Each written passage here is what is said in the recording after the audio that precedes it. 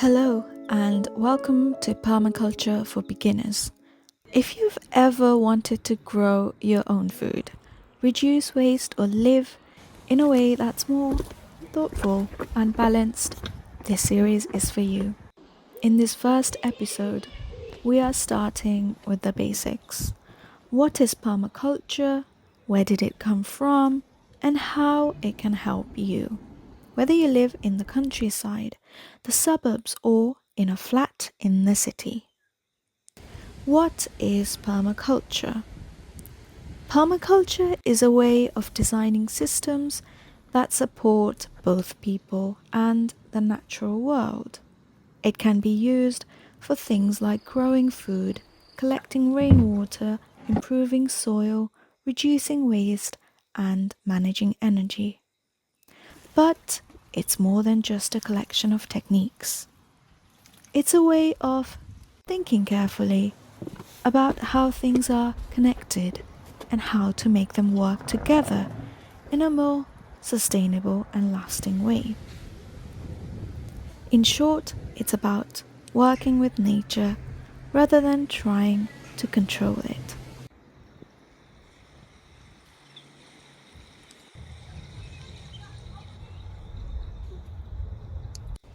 The word permaculture comes from permanent agriculture, though it's now often understood as permanent culture because the ideas go beyond farming or gardening. Permaculture was developed in the 1970s by two Australians, Bill Mollison and David Holmgren. They were looking for alternatives to modern agriculture, which was becoming more dependent on chemicals, machinery, and fossil fuels. They began studying natural ecosystems and traditional land practices and noticed that nature tends to organize itself in ways that are efficient, diverse, and balanced. So they asked, what if we designed our gardens, homes, and communities in the same way? Permaculture became their answer to that question. Permaculture design is the first system of conscious functional design. Permaculture is based on three core ethics. You can think of them as guiding values. Number one is earth care, looking after the living world, the soil, the water, the plants, and the animals. Number two is people care. Make sure that people have what they need to live well: food, shelter, community, and respect. Fair share.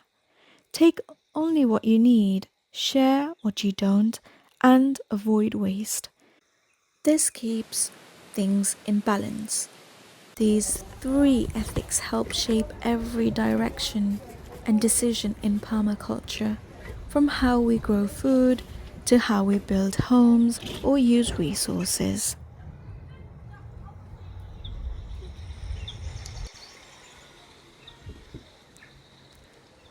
So what does permaculture look like? Permaculture can look different in different places, but here are a few simple examples. A garden where fruit, trees, vegetables, herbs, and flowers are all growing together, helping each other instead of competing. A compost system that turns food scraps into healthy soil. Water tanks that collect rain from the roof. A home designed to stay warm in the winter and cool in the summer, without needing too much energy. A small back garden turned into a productive space for food, pollinators, and even chickens. Or even a flat with herbs on the windowsill, a worm bin for compost, and a small balcony garden. You really don't need a lot of land or money to start.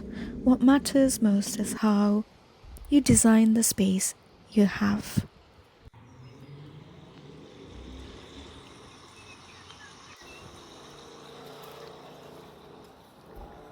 What makes permaculture different? Permaculture is not just about techniques, it's about design thinking. That means looking at the big picture and asking good questions. How can I use what I already have? Can one part of the system support another? What happens if I change this? What will this look like in 5 or 10 years? Instead of solving problems one by one, permaculture encourages us to take a step back and think in systems, to look at how everything connects. For example, instead of just planting more vegetables, you might ask, where does the water go? What's the soil like? Can I plant something that also attracts pollinators? Instead of just adding solar panels, you might also look at the way to use less energy overall. This approach makes permaculture adaptable to all sorts of places, from urban flats to small holdings and community spaces.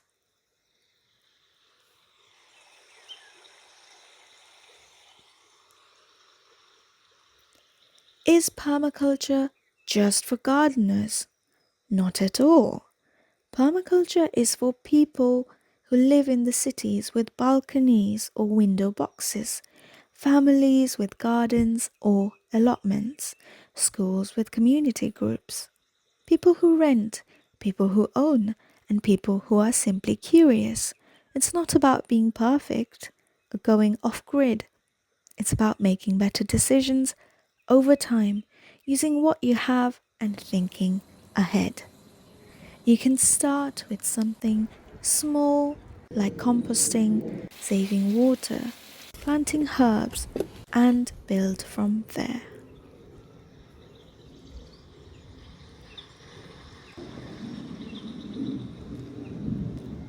What you learn in this series. In the rest of this series, we'll break things down step by step. Here's what's coming next.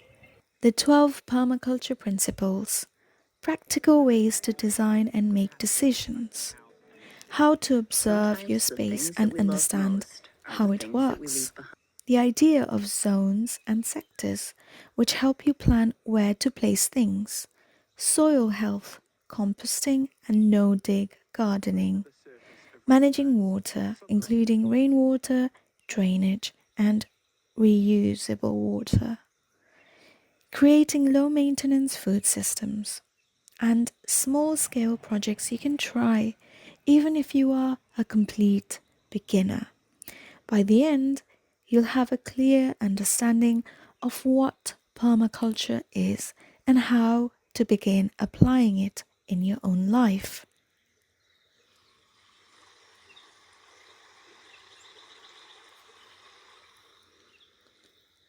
To sum it up, here's what we've covered.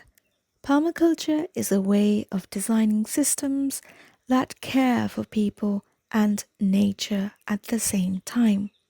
It's based on 3 ethics: earth care, people care, and fair share. It can be used for food, water, energy, building, and much, much more. It works in all sorts of places: city, suburb, or countryside. And it starts with thinking, observing, and planning, not just doing. In the next episode, we'll explore the 12 permaculture principles. These are very easy to understand and really useful once you see how they apply, whether you're planning a garden or rethinking your household setup.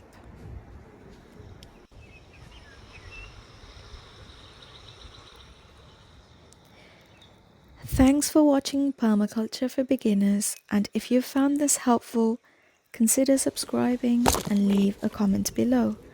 What's one thing that you'd like to change or improve in your own space? And I'll see you in episode 2.